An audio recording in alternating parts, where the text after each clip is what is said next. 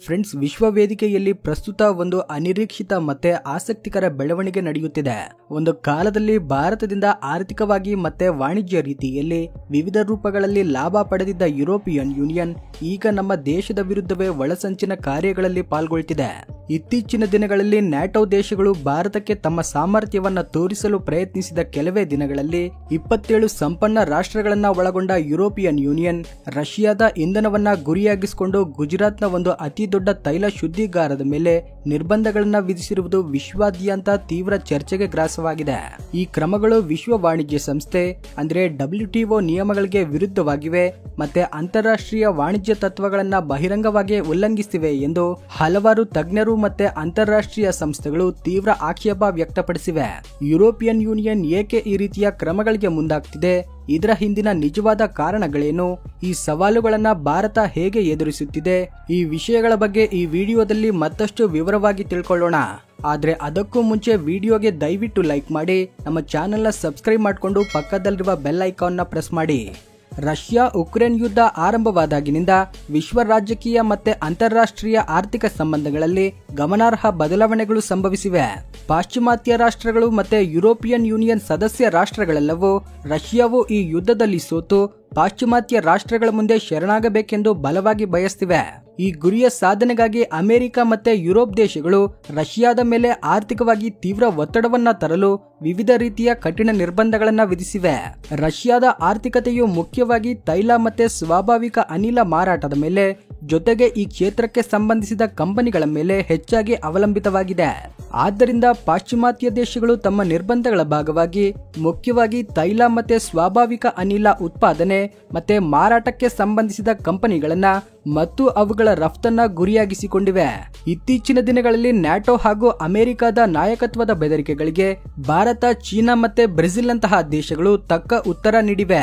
ರಷ್ಯಾದಿಂದ ಇಂಧನವನ್ನ ಖರೀದಿಸುವ ತಮ್ಮ ಸಾರ್ವಭೌಮ ನಿರ್ಧಾರವನ್ನ ಹಿಂದಕ್ಕೆ ತೆಗೆದುಕೊಳ್ಳೋದಿಲ್ಲ.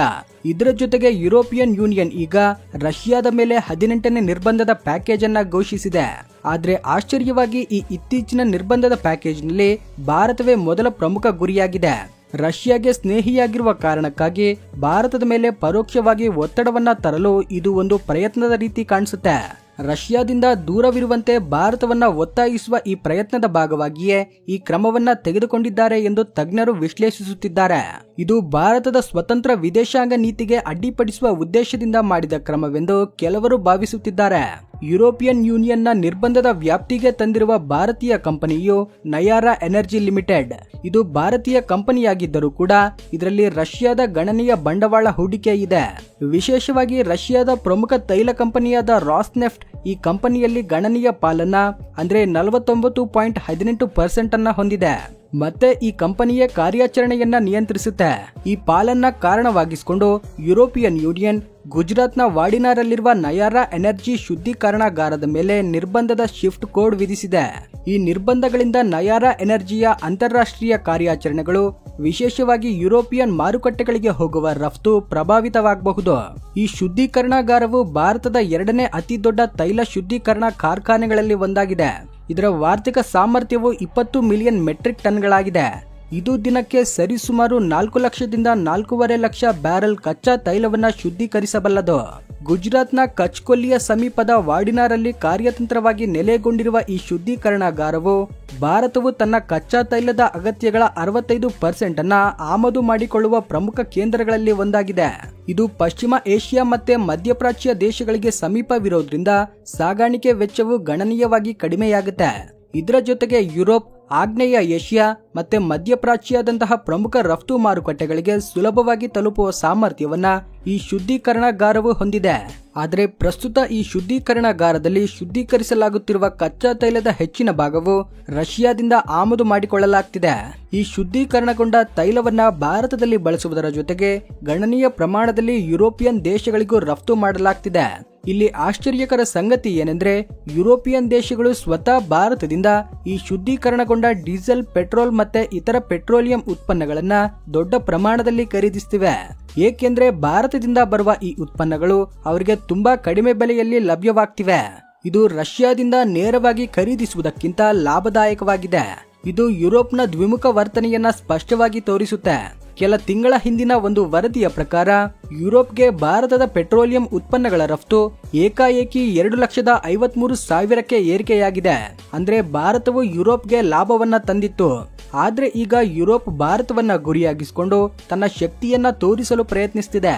ಈ ನಿರ್ಬಂಧಗಳು ಭಾರತದ ಇಂಧನ ಭದ್ರತೆಯ ಜೊತೆಗೆ ವಿಶ್ವ ತೈಲ ವಾಣಿಜ್ಯ, ಆರ್ಥಿಕತೆ ಮತ್ತೆ ತಾಂತ್ರಿಕ ಸಹಕಾರದ ಮೇಲೂ ತೀವ್ರ ಪರಿಣಾಮ ಬೀರಬಹುದು. ಯುರೋಪಿಯನ್ ಯೂನಿಯನ್ ನಯಾರಾ ಎನರ್ಜಿಯ ವಾರ್ಡಿನರ್ ಶುದ್ಧೀಕರಣಾಗಾರವನ್ನ ನಿಷೇಧಿತ ಪಟ್ಟಿಗೆ ಸೇರಿಸಿದ ನಂತರ ಪಾಶ್ಚಿಮಾತ್ಯ ದೇಶಗಳ ನಿರ್ಬಂಧದ ಪರಿಣಾಮಕ್ಕೆ ಒಳಗಾದ ಭಾರತದ ಮೊದಲ ಶುದ್ಧೀಕರಣಾಗಾರವಾಗಿ ಇದು ನಿಂತಿದೆ.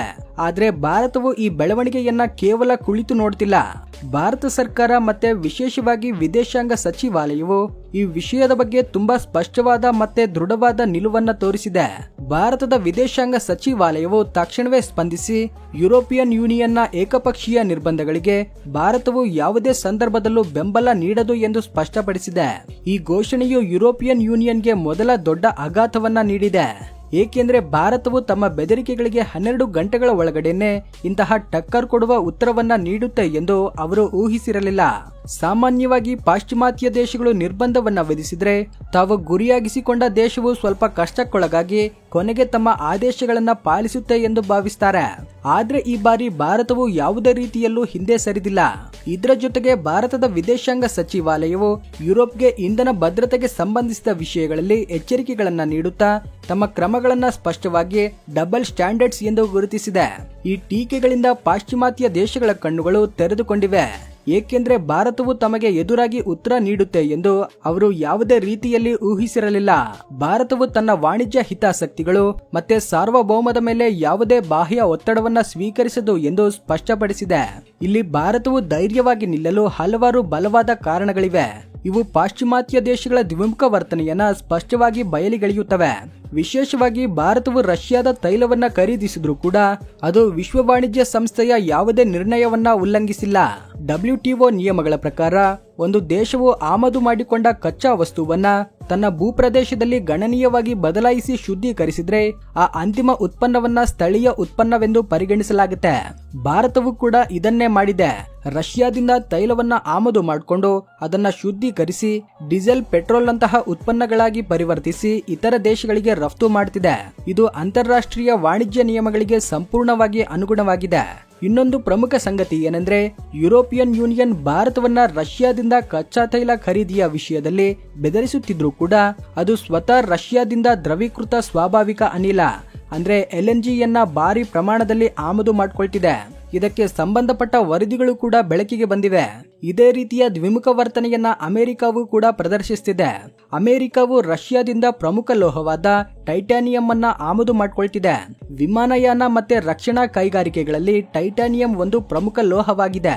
ಒಂದೆಡೆ ಪಾಶ್ಚಿಮಾತ್ಯ ದೇಶಗಳು ರಷ್ಯಾದ ಮೇಲೆ ಕಠಿಣ ನಿರ್ಬಂಧಗಳ ಬಗ್ಗೆ ಮಾತನಾಡ್ತವೆ, ಮತ್ತೊಂದೆಡೆ ತಮಗೆ ಬೇಕಾದಾಗ ರಷ್ಯಾದಿಂದ ಪ್ರಮುಖ ವಸ್ತುಗಳನ್ನ ಖರೀದಿಸುತ್ತಿವೆ ಎಂಬ ಕಪಟತನವನ್ನ ಇದು ಸ್ಪಷ್ಟಪಡಿಸುತ್ತೆ. ರಷ್ಯಾ ಮೇಲಿನ ನಿರ್ಬಂಧಗಳ ಕಾರಣ ಒಡ್ಡಿ ಅಮೆರಿಕ, ಯುರೋಪ್ ಮತ್ತೆ ನ್ಯಾಟೋ ದೇಶಗಳು ಒಗ್ಗೂಡಿ ಭಾರತಕ್ಕೆ ಅಡೆತಡೆಗಳನ್ನ ಸೃಷ್ಟಿಸಲು ಪ್ರಯತ್ನಿಸುತ್ತಿವೆ. ಇದು ಅಂತಾರಾಷ್ಟ್ರೀಯ ಸಂಬಂಧಗಳಲ್ಲಿ ರಾಜಕೀಯ ಸ್ವಾರ್ಥವು ಎಷ್ಟು ಬಲವಾಗಿದೆ ಅನ್ನೋದನ್ನ ತಿಳಿಸುತ್ತೆ. ಈ ಬೆಳವಣಿಗೆಗಳು ವಿಶ್ವ ಭೌಗೋಳಿಕ ರಾಜಕೀಯದಲ್ಲಿ ಒಂದು ಹೊಸ ಯುಗವನ್ನ ಸೂಚಿಸುತ್ತವೆ. ಭಾರತವು ತನ್ನ ರಾಷ್ಟ್ರೀಯ ಹಿತಾಸಕ್ತಿಗಳನ್ನ ಕಾಪಾಡಿಕೊಳ್ಳಲು ಮತ್ತೆ ಅಂತಾರಾಷ್ಟ್ರೀಯ ವೇದಿಕೆಯಲ್ಲಿ ತನ್ನ ಸಾರ್ವಭೌಮತ್ವವನ್ನ ಎತ್ತಿ ಹಿಡಿಯಲು ಹಿಂದೆಟ್ಟು ಹಾಕೋದಿಲ್ಲ ಎಂದು ಸ್ಪಷ್ಟಪಡಿಸಿದೆ.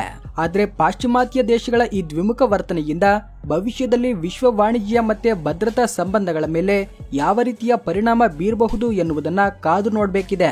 ಈ ಸಂಕೀರ್ಣ ಪರಿಸ್ಥಿತಿಯಲ್ಲಿ ಕೇವಲ ಬೆದರಿಕೆಗಳಿಂದಾನೇ ಪಾಶ್ಚಿಮಾತ್ಯ ದೇಶಗಳ ಕಪಟತನವು ಕೊನೆಗೊಳ್ಳುತ್ತದೆಯೇ ಅಥವಾ ಭಾರತವು ಇನ್ನಷ್ಟು ಧೈರ್ಯವಾದ ಮತ್ತು ನಿರ್ಣಾಯಕ ಕ್ರಮಗಳನ್ನ ತೆಗೆದುಕೊಳ್ಳಬೇಕಾದ ಅಗತ್ಯವಿದೆಯೇ? ದಯವಿಟ್ಟು ನಿಮ್ಮ ಅಭಿಪ್ರಾಯವನ್ನ ಕಮೆಂಟ್ ಬಾಕ್ಸ್ ನಲ್ಲಿ ತಿಳಿಸಿ. ಈ ವಿಡಿಯೋ ಇಷ್ಟವಾಗಿದ್ರೆ ಲೈಕ್ ಮಾಡಿ, ನಿಮ್ಮ ಫ್ರೆಂಡ್ಸ್ ಅಂಡ್ ಫ್ಯಾಮಿಲಿ ಜೊತೆ ಶೇರ್ ಮಾಡಿ. ಈ ರೀತಿ ಮತ್ತಷ್ಟು ಮಾಹಿತಿಯುಕ್ತ ವಿಡಿಯೋಗಳಿಗಾಗಿ ಈಗಲೇ ನಮ್ಮ ಚಾನೆಲ್ ನ ಸಬ್ಸ್ಕ್ರೈಬ್ ಮಾಡ್ಕೊಳ್ಳಿ. ಜೈ ಹಿಂದ್.